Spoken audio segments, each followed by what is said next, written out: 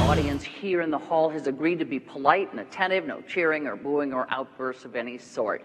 We will set aside that agreement just this once to welcome President Barack Obama and Superintendent Rispoli.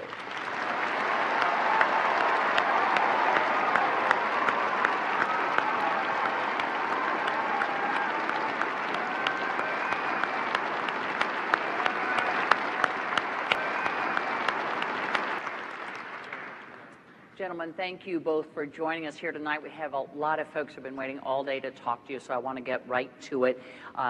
Superintendent Rispoli. As you know, you won the coin toss, so the first question will go to you.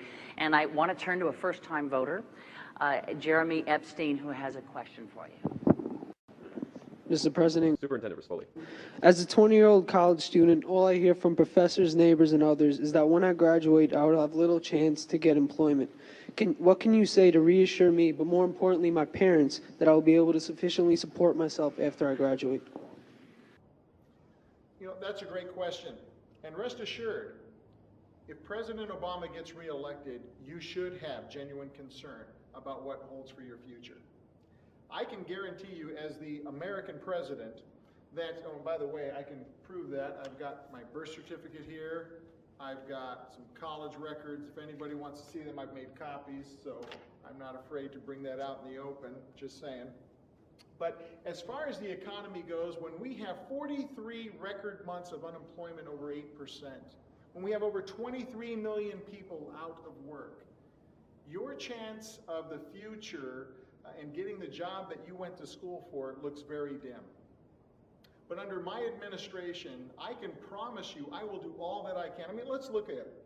Here we have a president who really never held a private sector job. I have created jobs, thousands of jobs. Okay, I know business. Business is my business. He has no business being in the position that he is in because he cannot lead this country. We are in an economic downward spiral as a nation.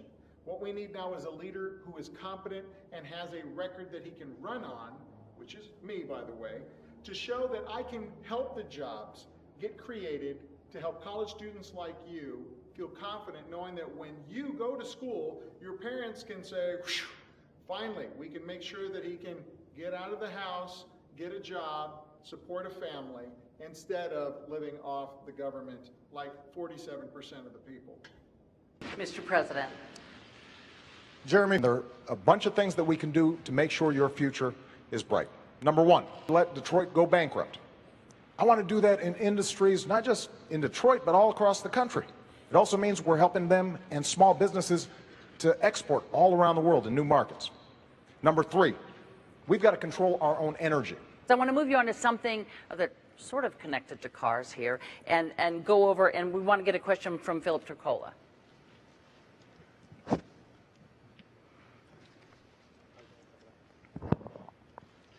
Your Energy Secretary, Stephen Chu, has now been on record 3 times stating it's not policy of his department to help lower gas prices.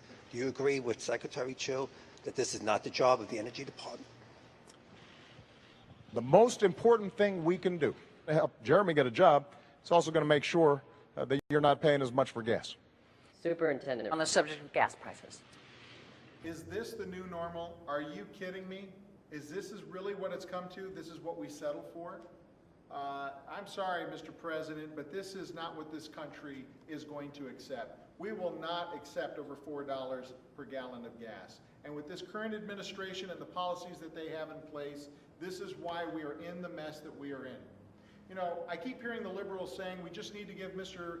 President Obama more time, more time. I believe in giving him time. Yeah, like 25 years to life. This is a travesty in what has happened to our country and our economy.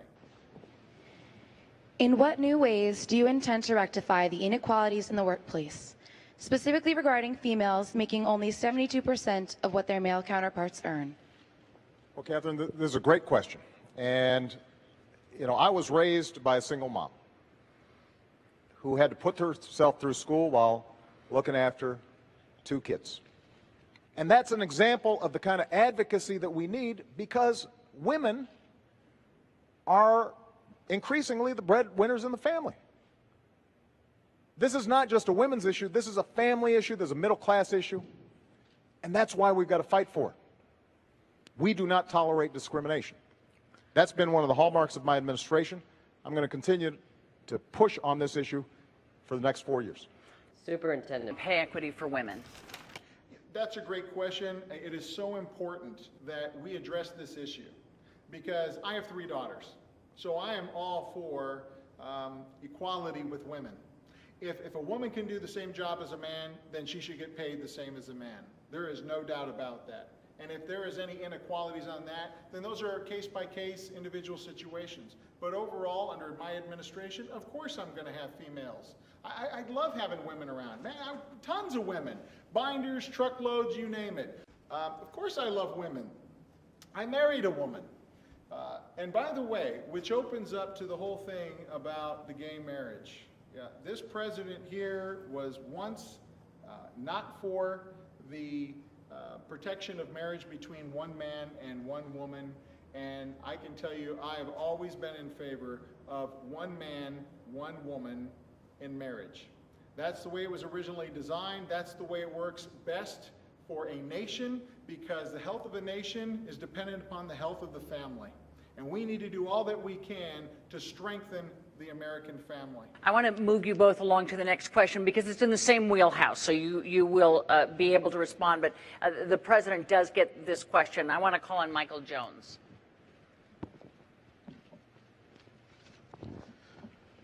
Mr. President, I voted for you in 2008. What have you done or accomplished to earn my vote in 2012? I'm not that optimistic as I was in 2012. Most things I need for everyday living are very expensive. Well, Osama bin Laden is dead. You should pay attention to this. Osama bin Laden is dead. You heard what the president had to say. Basically, he did a little tap dance there, but obviously, you just said it yourself in your question. You voted for him 4 years ago, and you were very optimistic. But you have felt the sting of this administration in your own life and in your pocketbook, and now you're suffering because of it. Failed policies, one after another. Again, it will continue to be more of the same. So if you want to be optimistic, then vote for me.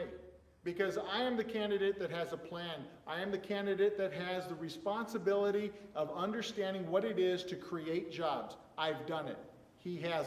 What do you plan on doing with immigrants without their green card that are currently living here as productive members of society? We are a nation of immigrants, but we're also a nation of laws. So what I've said is we need to fix a broken immigration system, and I've done everything that I can on my own to make sure that we fix this system. When we take a look at the illegal immigration situation that we face here in this nation, it is a growing concern. There is no doubt about it that if I was born in a nation that was struggling and they didn't have the jobs and they didn't have the resources to be able to enable me to be able to provide for my family, desperate people do desperate things. And if there was a land flowing of milk and honey and there was an opportunity to go there, I would do everything in my power to go there to be able to take care of my family. So, in empathizing with those illegal immigrants that have made that trek across the border to come to this land of opportunity, I totally understand what their motives are. However, we are a nation and a rule of law, and so we must respect that. And so if there are people that are circumventing the process in which we have in place, where we have legal immigration, then we need to make sure that individuals are getting in line and taking the necessary steps to follow the rule of law if they want to come into this country. Our current president, you know what he calls illegal aliens? Undocumented Democrats. Because they know that, hey, if you come over here and we just totally include you in the party and just call it even, then you're going to vote for us, right? Wink, wink, wink. That's no way to grow your base. That's terrible to make those kind of decisions. And the motivation behind that is just not right. It's un-American, and it's unfair to the people that came here and obeyed the law to go through the necessary steps to become a U.S. citizen. I think a lot of this campaign, maybe over the last 4 years, has been devoted to this notion that I think government creates jobs, that somehow is the answer. That's not what I believe. I believe that the free enterprise system is the greatest engine of prosperity the world's ever known. I believe in self-reliance and individual initiative and risk takers being rewarded. But I also believe that everybody should have a fair shot, that the next generation has those same opportunities. That's why I'm asking for your vote, and that's why I'm asking for another 4 years. Well, I want to thank the president. I want to thank our moderator. I want to thank our guests that are here tonight. And I want to thank the American people for giving me the opportunity to come up here and to let you know a little bit more about who I am and why I want to become the next president of the United States. Look, when it comes down to it, this country has been through a lot. It's been through a lot ever since the founding. But now we've reached a very pivotal time in history. A time in history where we are tired of war, we're tired of economic collapse, we're tired of uncertainty. We're looking for true change that will bring about the peace and freedom and to bring about protection of our liberties.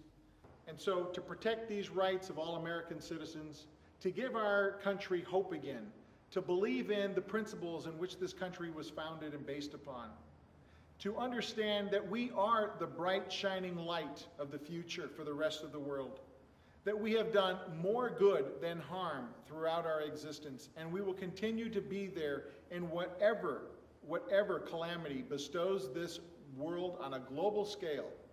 I will be the kind of president that you would expect from leadership, the kind of leadership that brings inspiration, encouragement, faith, trust, honesty, integrity back to the White House. I look forward to November 6th and celebrating with you, the American people, and knowing that the direction that this country is going to take is one in the right direction. President Obama, Superintendent Rispoli. thank you for being here tonight. On that note, we have come to an end of this town hall debate. Our thanks to the participants for their time and to the people of Hofstra University for their hospitality. Good night.